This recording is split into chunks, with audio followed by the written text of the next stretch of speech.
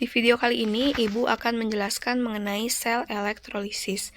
Sel elektrolisis ini merupakan bagian dari elektrokimia. Jadi, elektrokimia itu terdiri dari sel elektrolisis dan sel volta atau galvani yang telah kalian pelajari minggu lalu. Apa itu sel elektrolisis? Sel elektrolisis adalah perubahan energi listrik menjadi energi kimia. Jadi, untuk suatu reaksi agar berjalan spontan, maka diperlukan arus listrik. Nah, reaksi itu sendiri biasanya merupakan reaksi redoks. Berbeda dengan sel volta tidak memerlukan arus listrik karena dia sudah berjalan dengan spontan. Sel elektrolisis ini tersusun dari elektroda yang dicelupkan dalam suatu larutan.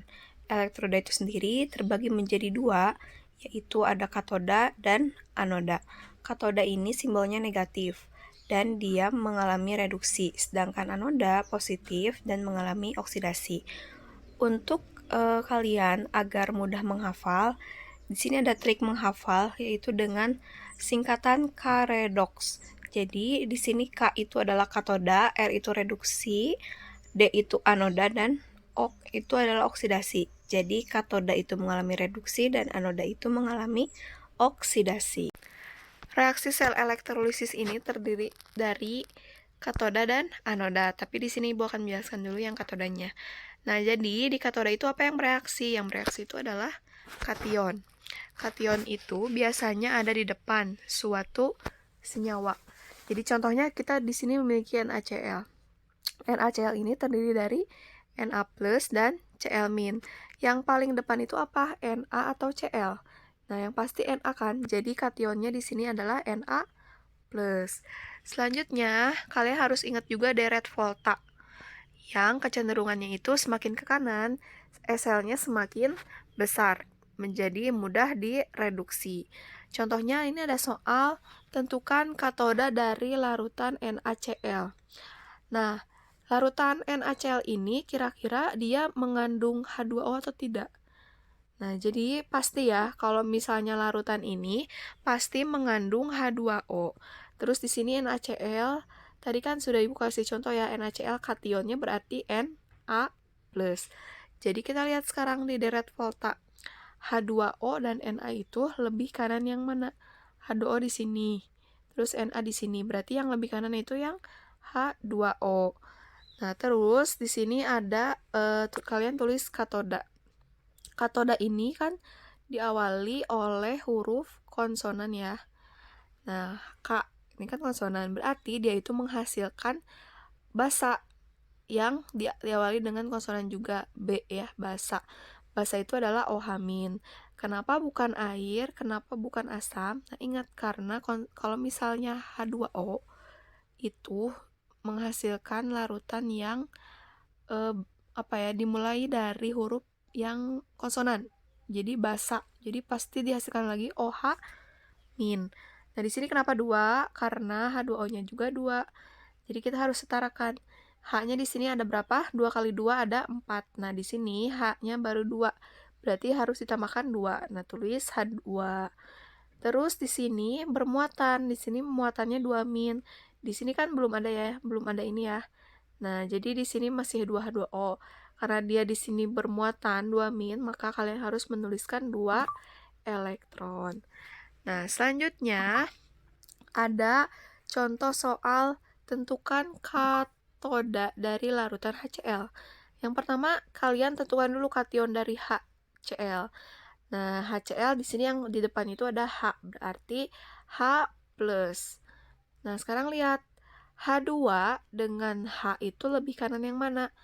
Nah, H2O ini ya, H2O di sini, H di sini. Jadi, yang lebih kanan adalah yang H. Nah, terus gimana katodanya? Berbeda dengan yang tadi, kan yang tadi tuh H2O ya. Nah, sekarang yang H. Kalau misalnya lebih kanan yang H, nah, kalian tinggal tuliskan aja langsung di sini H+. Ingat harus selalu 2 ya, karena dia menghasilkan H2 di sini. Nah, lihat di sini kan ada muatan nih, ada 2 plus. Di sini tidak ada muatan, berarti kalian di sini harus menetralisirnya dengan menambahkan 2 elektron. Jadi 2 plus, sini ada 2-. Jadi 2 plus dan 2- hasilnya 0 kan. Jadi ini netral, tidak bermuatan, yang ini juga netral tidak bermuatan. Jadi reaksinya seperti ini. Contoh soal berikutnya yaitu tentukan katoda pada larutan CuSO4. Nah, sekarang kalian lihat CuSO4 kationnya yang mana? Yang Cu kan? Karena dia itu kalau misalnya diuraikan tuh seperti ini. Nah, seperti ini. CuSO4 menjadi Cu2+ dan SO4 2-. Jadi ingat kalau misalnya kation itu kan ada di depan, berarti yang Cu2+. Nah, terus lihat H2O dan Cu itu lebih kanan yang mana? Di sini H2O, lalu Cu ini. Jadi lebih kanan yang Cu kan? Nah, jadi kalian langsung tuliskan saja di sini Cu2+. Di sini Cu. Nah, karena di sini ada muatan, ada 2+, maka kalian harus netralkan dengan menambahkan 2 elektron. Jadi hasilnya Cu. Selanjutnya, leburan NaCl. Nah, kalian ingat, di sini leburan berbeda ya dengan larutan. Leburan itu adalah lelehan. Nah, kira-kira kalau misalnya kalian melelehkan garam, kira-kira ada airnya nggak? Nggak ada kan? Jadi itu pure NaCl-nya atau garamnya aja. Nah, jadi kalian tidak usah membandingkan dengan H2O. Nah, jadi katodanya adalah kationnya itu sendiri. Atau di sini kan NaCl kationnya adalah Na+. Maka kalian langsung tuliskan saja di sini Na+ menjadi Na. Nah, karena di sini Na-nya tidak bermuatan dan di sini masih bermuatan, maka kalian harus netralisir dengan menambahkan 1 elektron. Karena di sini muatannya juga hanya 1 ya, 1+. Jadi di sini 1 elektron. Selanjutnya ada leburan ZnSO4. Nah, di sini leburan sama ya dengan lelehan. Jadi di sini karena tidak ada H2O, jadi katodanya adalah kationnya itu sendiri, yaitu Zn2+. Kenapa Zn2+? Karena ZnSO4 kalau diuraikan ini seperti ini. ZnSO4 menjadi Zn2+ tambah SO4 2-. Jadi Zn yang berperannya di sini nih. Nah, terus Zn2+ menjadi Zn. Nah, di sini karena ada muatan 2+, nah jadi di sini harus dinetralkan dengan menambahkan 2 elektron sehingga menjadi Zn. Nah, berikutnya kita langsung ke contoh soal. Tentukan, nah ya, ini larutan NaCl dengan elektroda PT. Nah, di sini udah diketahui elektrodanya PT. Kalau misalnya PT dia inert atau pasif. Kita lihat lagi ke sini, PT. Nah, dia berarti anodanya pasif. Nah, berarti di sini ada 3 kemungkinan. Lanjut. Nah, di sini kita ionisasikan dulu NaCl-nya. NaCl itu terdiri dari Na+ dan Cl-. Berarti kationnya Na+, anionnya Cl-. Nah, terus kalau misalnya larutan NaCl, dia pasti mengandung H2O. H2O dan Na lebih kanan mana? Kita lihat ke deret volta. Nah, di sini H2O dan Na. Berarti yang lebih kanan itu adalah H2O. Berarti katodanya sudah pasti H2O ya. H2O berarti dia menghasilkan, ingat konsonan.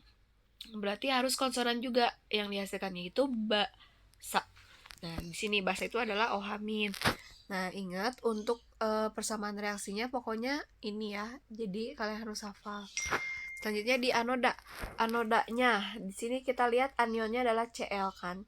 Tapi di sini elektrodanya PT. Berarti dia yang pasif. Nah, lihat ya. Tadi kan Cl. Di sini Cl asam oksi bukan kan?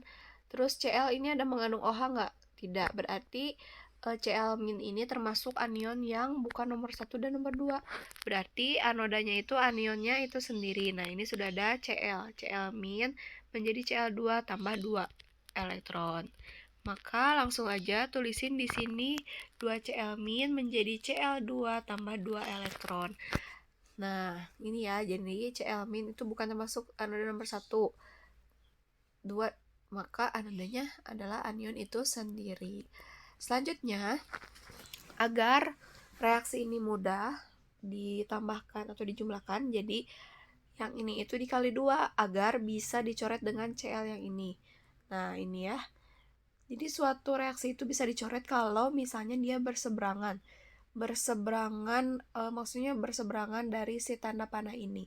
Nah, Cl ini kan berada di sebelah kanan, sedangkan ini berada di sebelah kiri. Nah, ini bisa dicoret asalkan si Cl- ini tuh harus dikali 2 terlebih dahulu. Nah, hasilnya menjadi seperti ini. Jadi kalau misalnya dikali 2, semuanya ini dikali 2, semua ruas. Jadi 2NaCl menjadi 2Na plus tambah 2Cl. Nah, ini bisa kalian coret. Nah, 2Cl ini coret dengan yang ini, karena ini berseberangan kan, jadi bisa. Terus elektron ini juga berseberangan dengan 2 elektron ini. Jadi kalian coret yang 2 elektronnya. Selanjutnya, kalian tuliskan semuanya, semua sisa unsur-unsur pada reaksi. Ini kan ada NaCl. Nah, ini NaCl. Terus ada 2H2O. Udah ya, di sisi kiri udah nggak ada lagi. Terus yang sisi kanan ada 2Na plus, tambah 2OH min, tambah Cl2. Ini belum kecoret ya, maksudnya nyoretnya yang ini. Nah, terus ada H2. Nah, yang ini bisa kalian gabungkan menjadi 2NaOH. Nah, jadi 2NaOH tambah Cl min tambah H2. Bu, kenapa yang ini tidak bisa digabungkan? Karena di sini tidak ada muatannya ya. Ini yang ini dan ini tidak ada muatannya, jadi tidak bisa digabung. Jadi reaksi akhir pada larutan NaCl dengan elektroda PT ini adalah ini. Seperti itu.